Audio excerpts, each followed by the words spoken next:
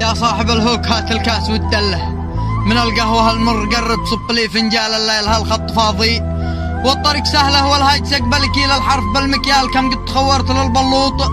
والذحلة والخط مقطوع عندي حضر للتجوال ولا في بشري كفاتي،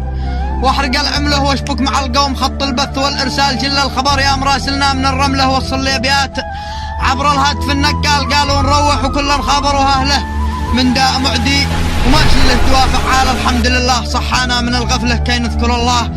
ونعرف ما كتابه قال اهم شي لا يصيب اليمن لونه ولا شكله ولا يصيب موطن العزه ولا استبسال اما انا اموت ولا تقبل القبله تسلم بلادي وتتقطع حشايا وصال فلازم نكافح ولازم نكافح وكلنا يشتغل شغله ونمشي على ظهرها ويحلها الحلال بنطلب الرزق من ربي ونتبع له وما أراده لنا بناخذه في الحال كلنا يقاتل على صرف أخوته وأهله لكي يعيشوا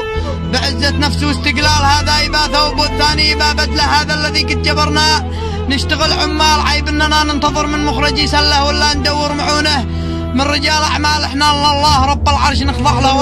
ولا استخاضع لغيره لو يقول من قالها يا رسولي المرة دا الخبر قل له إنا بخير في نعمة وبحسن حال الذيب ما ذي تضره كرسة النملة خوفك على الذيب خفه واستريح البال وانا على العهد حتى ساعة الرحلة ما فايدة في تخوفكم والاستعجال وموتري كل ليلة يصل الحملة 24 ساعة سلفها شغال والرزق بذل لا يمكن ندور له يا لعن ابو من رضي بذل لاجل المال ولولا الخيانات ما ضاع الوطن كامله ولا انتهت فترة الحمدي ولا السلال ولا كل سارق تطور واشترى في الله ولا العزيزين صارت تختم الانذال ولا تخافوا علينا لا بدت حله القل والذل هو ذي يقتل الرجال والختم صلوا على طه النبي واهله يا سامع اسمع وصلي على النبي والآل سلامتكم. بسم الله والصلاة والسلام على رسول الله. إن أعجبك الفيديو لا تنسى الإعجاب والاشتراك في القناة.